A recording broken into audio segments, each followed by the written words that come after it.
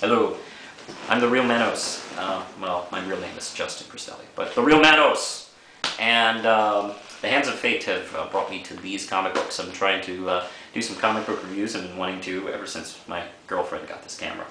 And here we go. I have a few in mind that I've been reading and sort of into, sort of not to. Thought I'd just let you know. And the first one is a couple Batman titles. First off, let's do the main one. This is Batman 675. Grant Morrison, and I'm a big Grant Morrison fan. Big fan of his, God, since maybe Arkham Asylum. I just think he's just terrific. He knows how to flesh out ideas that have just been around and around and around that nobody's really touched on, and just, you know, takes us to crazy town every time. I never get bored of his stuff.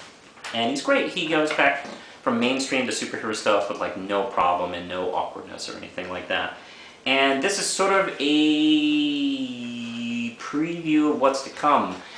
The Batman RIP line is supposed to come, I think, next month or something like that. And this is a little glimpse into what we're getting. Bruce Wayne having a date with Jezebel Jet, his current sort of maybe girlfriend, is interrupted by a villain with eyeballs on his fingers.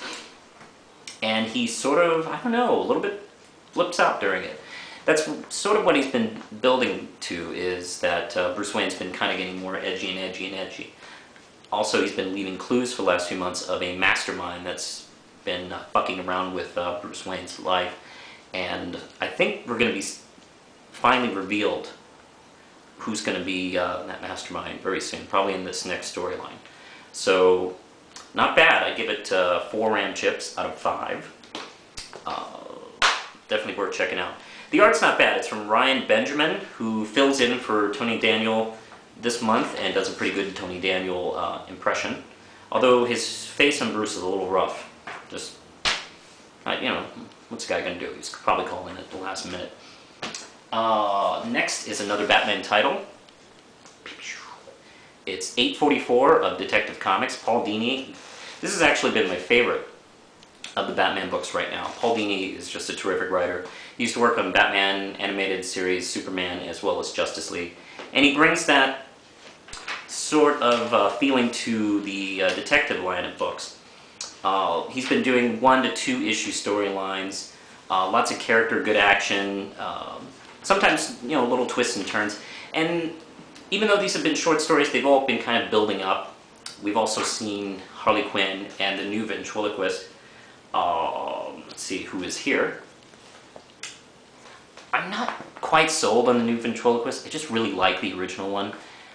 In this issue, we see her origin, and her first appearance a few issues ago was really good, though. And I'm still not totally on her side yet.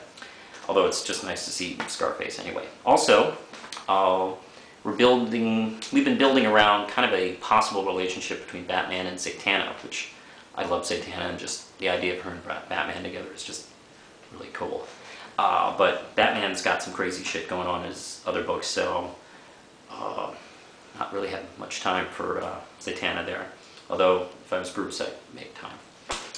I would give that definitely 5 RAM chips out of 5. I just think, just great. I mean, just love it. Also, here we go to some crossovers. The big Marvel crossover right now is Secret Invasion. Here's 1 and 2. Good work from Brian Michael Bendis. Love his work as well. Not a big action guy, but he really knows how to write character. He really knows how to write dialogue, and man, he has a great idea of Marvel history. He seems to know everything, and it's just cool to see obscure stuff from the 70s brought up in his storylines, and it just works. I don't care if the 12-year-olds don't know what they're talking about. I love it. Good so far. Tony Stark realizes that the Skrulls have invaded and have been around for a while. They've infiltrated Earth and even their superheroes. 1 starts out with a bang, great.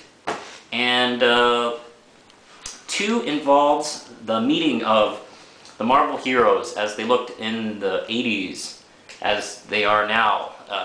bunch of Marvel 80s versions came out of a spaceship and runs into our present-day heroes.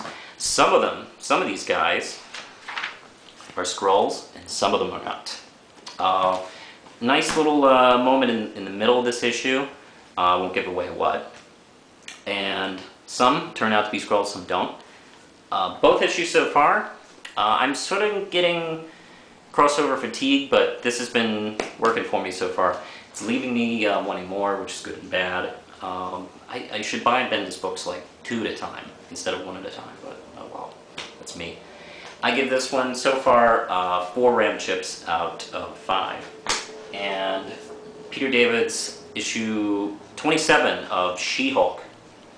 I love Peter David, I love She-Hulk, and I love the fact that he's writing She-Hulk right now. He's been doing a great job with this title. Jennifer Walters, in case you're not familiar, she has been disbarred as a lawyer, and she's now working as a bail bondsman, actually. Let's see. This issue involves a loose end from a previous story where she was fighting an alien, and the alien kills a woman. Well, her husband comes back and say, "Hey, aliens killed my wife," and well, he ends up in jail. This issue deals with her trying to set things right. No action in this one, but really good read and really funny too. Oh, 5 Ram chips, great. DC Universe 0. This is a sort of preview of what's to come in the Final Crisis, which better fucking be the Final Crisis. I'm done with Crisis, okay? Or let's go, I don't know, maybe a year without Crisis. How about that? Just 1 year. Maybe, you know, next year we'll have double secret Final Crisis. But anyway, Grant Morrison, I trust you, so okay, I'm with you. There's a spoiler in this that I'll give right now, and if you want to leave the room, hold on. The villain, Libra, might be one of the Flashes. Okay? Not sure which Flash. Everybody's saying Barry Allen, but you know what? This could be Bart Allen too, so hey, it's time travel. Anything's possible. I'd say it's okay. There's not too much here. It's 50 cents, so it's worth it, but I'd still probably give it 2 Ram chips. If you don't get this, I mean, you probably, you know, won't be left behind. And at the end, I'll make this short. I have a couple issues of Daredevil. Brubaker's run on Daredevil has been pretty good, but it's getting a little stale right now. Maybe a 1 issue would be nice. I don't know, maybe just 1 issue. I don't know. Just right now, it's just been leaving me cold. Even the Mr. Fear stuff, even his wife getting in trouble for accidentally killing a guy. I don't know. It's just right now, it's just a little dry. I'd give the last couple issues 2 Ram chips out of 5. Anyway, that's it for now, and see you later.